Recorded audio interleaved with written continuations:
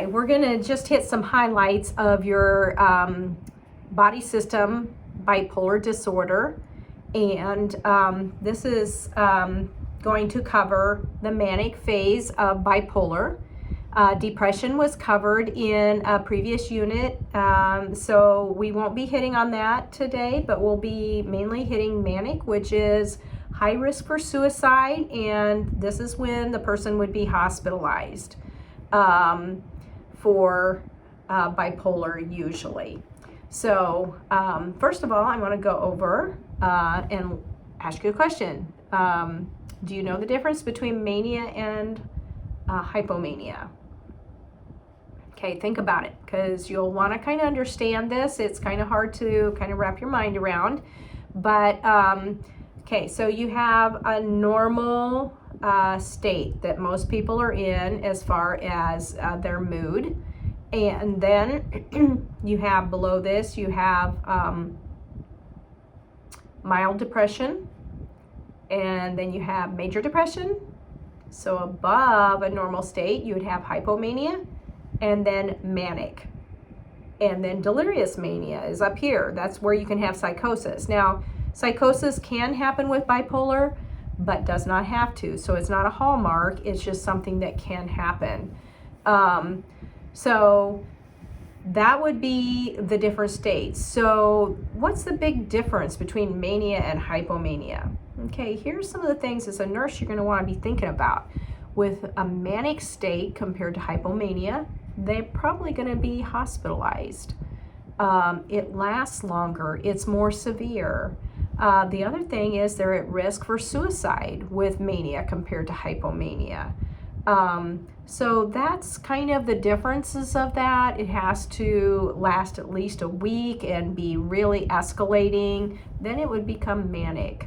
So rapid cycling, what is that?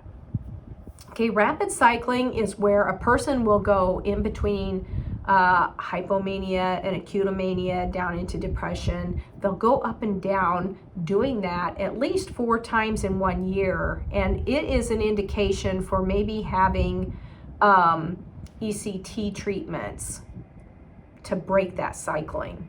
Okay. The other thing you're going to want to really grasp, if you haven't already, is the difference between bipolar 1 and bipolar 2. Okay? The thing about this that I do not like is that actually the worst condition is bipolar 1. So it's not bipolar 1 and then it gets worse and it's bipolar 2. No, it's the other way around. So bipolar 2 is more mild and bipolar 1 is more severe. So it's kind of like the thing about bipolar 1 and bipolar 2 is kind of like preeclampsia and eclampsia. What's the difference between those?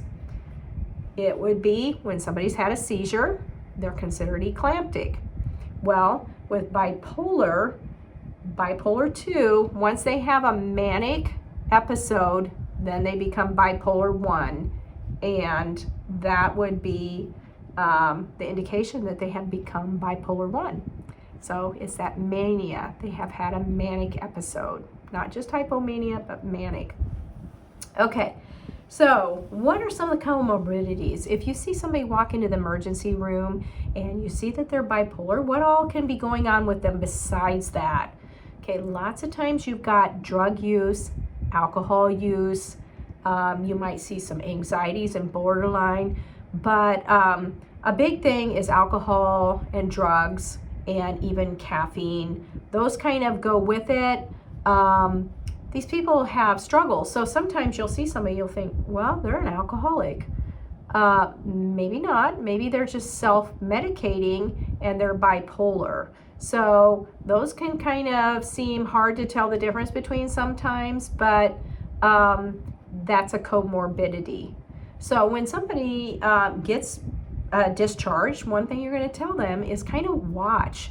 If you start not sleeping days on end, or if you start seeing that you're drinking, doing drugs, loading up on a bunch of Monster drinks, all of these different things, that might be an indication that you are going to be going into a manic phase and you need to contact the hospital or your doctor and let them know that you are having those problems. So Okay, so let's talk just a little bit now about,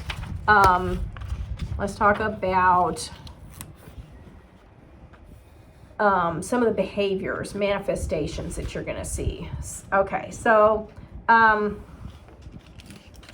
something that you're going to see is, I would like to say, for me, it's easiest to remember if somebody's in a manic state, they're kind of a cross between a 3-year-old, a teenager, and somebody with ADD. So, why do I say that? It's kind of easier to remember that way, but teenagers are impulsive, they have poor judgment, they might neglect their ADLs because they're too busy, like they may not be sleeping during the week and then sleep all weekend. They are talkative and active. And then the 3-year-old, what's the deal with that? Okay, a 3-year-old, they get into power struggles. They have labile moods. That means that they can have a tantrum at any time. And they have just those kind of things. When you're dealing with somebody with bipolar, would you get into a power struggle with a 3-year-old? No. You would just say, it's time to go to bed. You need to go to bed right now. Would you have to make sure that maybe they were eating correctly, or that they were dressed appropriately? Well, that's kind of the way it is with bipolar. Sometimes they need a little direction, and it feels like that you're not being therapeutic because you're not giving them choices, but sometimes they're not capable of it because they're in a state where the chemicals in their brain are off and they're not their normal self, so they need help. And then the ADD piece, what do you do with somebody with ADD? You give them finger foods. They're so busy that they might not take care of themselves. They may not be sleeping enough. They may need ways to divert their energy. Those are some things, just some examples to give you to kind of put together, what does this person look like? So they will be in denial of their illness. In fact, I heard one young man say to his mom on the phone, "Oh my goodness, I know I'm taking these medications, but I sure like the way I was without them because I had all kinds of energy and I could think so good and I was getting so much done." So they like that sometimes, especially if they've just come up out of a depressive state. So depression sometimes will pop into mania for the first time after a doctor increases their antidepressants, maybe doubling them. And so it's kind of hard to regulate somebody. You're trying to keep them from not going too high, and you don't want them to go too low. So you're trying to get that perfect balance between those two states.